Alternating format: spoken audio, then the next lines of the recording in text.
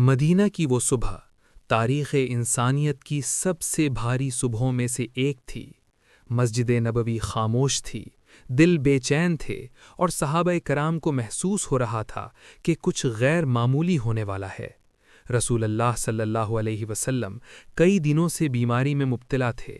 صحیح بخاری اور صحیح مسلم کی روایات کے مطابق آپ صلی اللہ علیہ وسلم نے اپنی آخری بیماری کے دوران بار بار نماز کی تاکید فرمائی اور فرمایا، نماز کا خیال رکھو اور ان لوگوں کے حقوق کا بھی جو تمہارے ماتحت ہیں۔ بیماری کے دنوں میں آپ صلی اللہ علیہ وسلم نے حضرت ابوبکر صدیق کو حکم دیا کہ وہ لوگوں کو نماز پڑھائیں۔ یہ واقعہ صحابہ کے لیے ایک خاموش اشارہ تھا کہ امت کی قیادت کس کے سپرد ہونے والی ہے۔ ایک دن فجر کی نماز کے وقت صحابہ صفوں میں کھڑے تھے اور حضرت ابوبکر امامت کر رہے تھے۔ اچانک حجرہ مبارک کا پردہ ہٹا اور رسول اللہ صلی اللہ علیہ وسلم نے امت کو نماز پڑھتے ہوئے دیکھا۔ صحیح بخاری میں آتا ہے کہ آپ صلی اللہ علیہ وسلم مسکرائے۔ صحابہ خوشی سے قریب تھے کہ شاید صحت بہتر ہو گئی ہے، مگر یہ امت کے لیے آخری دیدار تھا۔ پھر بیماری شدت اختیار کر گئی۔ حضرت عائشہ رضی اللہ عنہا روایت کرتی ہیں کہ رسول اللہ صلی اللہ علیہ وسلم ان کے حجرے میں تھے، آپ کا سر ان کی گود میں تھا۔ آپ صلی اللہ علیہ وسلم بار بار دعا پڑھ رہے تھے، اللہم الرفیق الاعلی، اے اللہ مجھے بلند ترین رفیق کے پاس پہنچا دے۔ یہ الفاظ صحیح بخاری میں محفوظ ہیں۔ پیر کے دن ربیع الاول کی 12 تاریخ کو رسول اللہ صلی اللہ علیہ وسلم اس دنیا سے پردہ فرما گئے۔ مدینہ پر جیسے سکوت طاری ہو گیا۔ صحابہ پر یقین کرنا مشکل تھا۔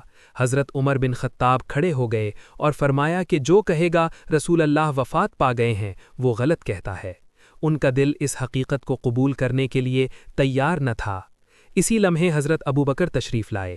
وہ رسول اللہ صلی اللہ علیہ وسلم کے پاس گئے، چہرہ مبارک سے کپڑا ہٹایا، پیشانی کو بوسہ دیا اور فرمایا، آپ اپنی زندگی میں بھی پاک تھے اور وفات کے بعد بھی پاک ہیں۔ پھر وہ مسجد میں آئے اور لوگوں کو مخاطب کیا۔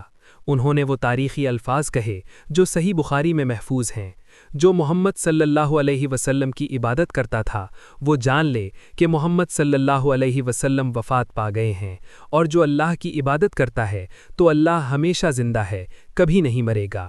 پھر انہوں نے قرآن کی آیت تلاوت کی، وما محمد الا رسول قد خلت من قبلہ الرسل، آل عمران 144۔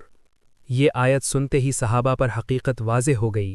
حضرت عمر فرماتے ہیں کہ ایسا لگا جیسے پہلی بار یہ آیت سنی ہو۔ غم بے حد تھا، مگر ایمان اس سے زیادہ مضبوط تھا۔ صحابہ نے صبر کیا، امت کو سنبھالا اور دین کو بکھرنے نہیں دیا۔ رسول اللہ صلی اللہ علیہ وسلم کی وفات امت کے لیے امتحان تھی، مگر یہی وہ لمحہ تھا جب صحابہ کی مضبوطی پوری دنیا کے سامنے ظاہر ہوئی۔ انہوں نے ثابت کیا کہ اسلام کسی ایک انسان پر نہیں بلکہ اللہ کے دین پر قائم ہے۔ اور یوں نبی صلی اللہ علیہ وسلم دنیا سے تشریف لے گئے، مگر ان کی تعلیمات نے تاریخ کا رخ ہمیشہ کے لیے بدل دیا۔